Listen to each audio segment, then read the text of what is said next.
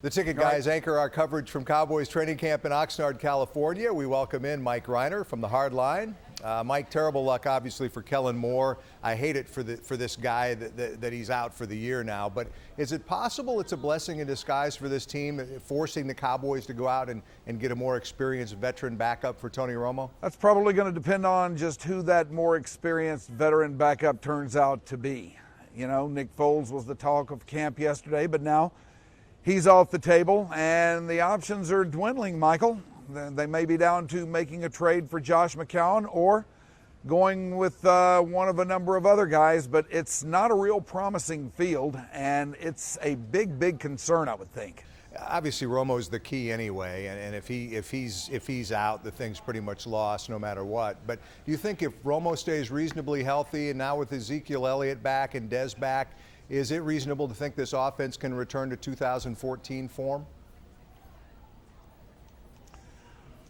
That's going to depend on the state of the offensive line. It's been touted as the best part of this team, the best unit on this team, and it has certainly performed that way in recent years, but now those guys have a couple years on them, a little bit more wear and tear on the bodies and everything. They may not be quite as quick to recuperate week in, week out as they once were, and I think it's all going to come down to that. If those guys are still okay and still have 16 games of good football in them, and if they can each stay out there on the field through 16 games, then yeah, this thing could be really productive and really good. Yeah, it's ridiculously early to ask this, but I'm going to ask it anyway. Even with all the problems this defense obviously is going to have, it's so shorthanded.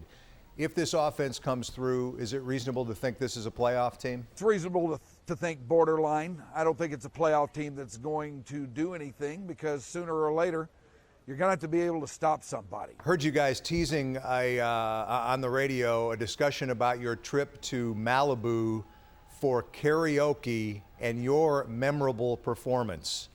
Could you give us the G-rated version of that, the short version of that, here for our Fox 4 audience? What was that experience like for you? Well, we did it last year. Donovan and I got up there and did Regulate, which we have done at Ticket Stock, and occasionally Donnie will come out and we'll do it with at a petty theft show every now and then. But to do it in karaoke form in a place like that where nobody has any idea who we are, and then they see me up there getting ready to sing a song, and then they find out that it's Regulate. We have to win them over a little bit, but we did it last year, and we did it again last night, and I feel pretty good about the end game of our efforts. Mike Rhyner doing Warren G. I would have loved to have seen the reaction. Maybe we do the Buckinghams next year if I can find my way out there. Mike Rhyner from the Hard Line. Oh.